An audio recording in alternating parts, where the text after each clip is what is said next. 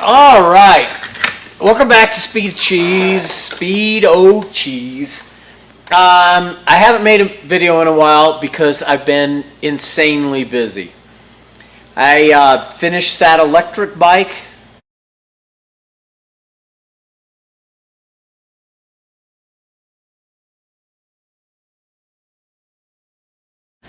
I showed some of those carbon fiber panels that I was laying up. It's all done. It's in the Peterson Automotive Museum in downtown Los Angeles. Go check it out. It's in a display with a bunch of other electric motorcycles. I'm going to post a picture because you're going to love the creativity and out-of-the-box thinking. And if you don't, your Uncle Joe didn't touch in the right place. You know what I'm talking about. So, what I have been doing, been working on some race bike engine stuff. So, here is, this of course is version number 3, we've already done a video on. So, the idea was that the transfer ports were too big. These big old honking transfer ports that I spent all that time getting all that extra room for, I went too much. I went too far. It's common in my life. Yeah, you know. So I remade this bottom section. Let's do a comparison. Let's do a little side-by-side action. So if you look what I've done with the ports, way tinier, way tinier. And I'm starting out on the back side. I squished everything towards the bore and then opened up and used as much as I could so it's clear out as far as I can and then tucks back in. You know, like a nice little teacup handle, because that's what we've found is the best transfer port shape for a two-stroke. 102 bore spacing, it shit transfers. That's just what we have to deal with though, so I've got it as good as we can. Now if you notice, look at this. This radius, maybe 3 or 4 millimeters. Look at this bad boy. 10 millimeter radius. That's 12 horsepower right there with that radius.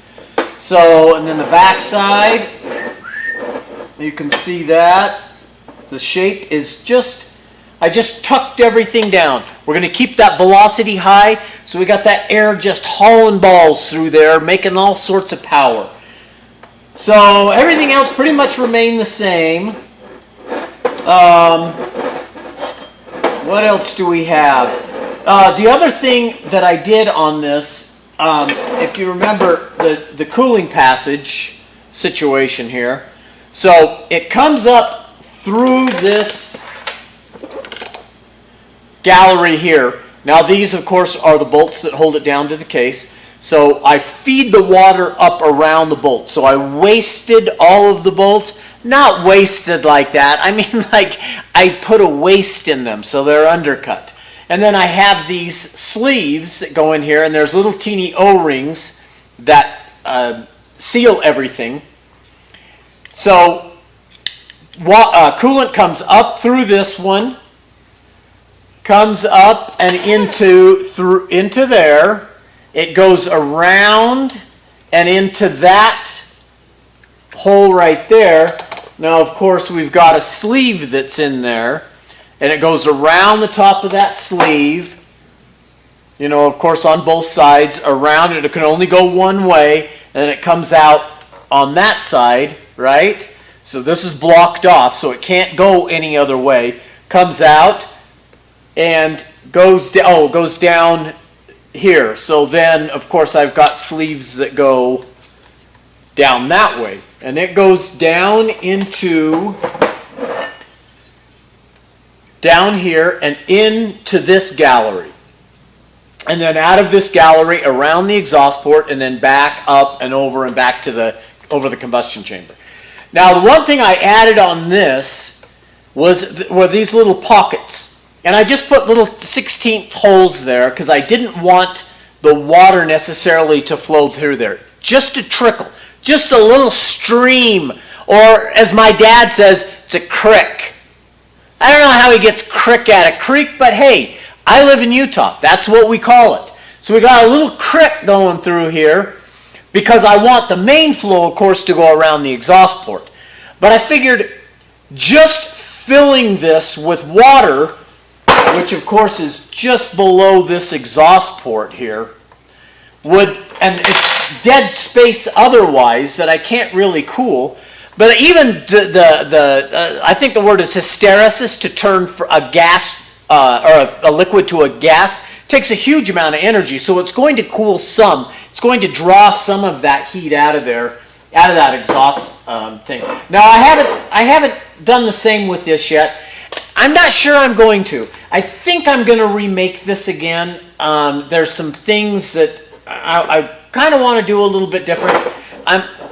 I'm going to go ahead and run this, but I think that I'm going to go to a smaller reed because I don't know that the big reeds are the way to go either. So that's it. So we've got this done, or it's all almost done. It goes together like like this, right? All done. We've got to put it all together, go in, do the finish bore for the sleeve, Sir El Sleeverino. That will drop in there, and we'll be ready to make gobs of new horsepower. And gobs of horsepower where it is important at the top end, where I wasn't getting gobs of power before. So we're looking for that.